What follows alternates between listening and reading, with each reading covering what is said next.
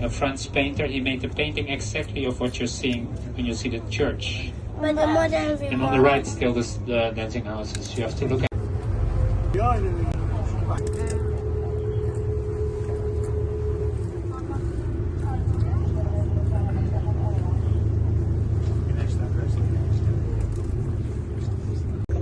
So here you can see a lot of examples of houseboats.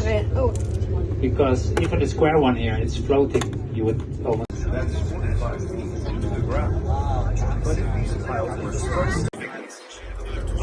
shipping companies ran their businesses from here.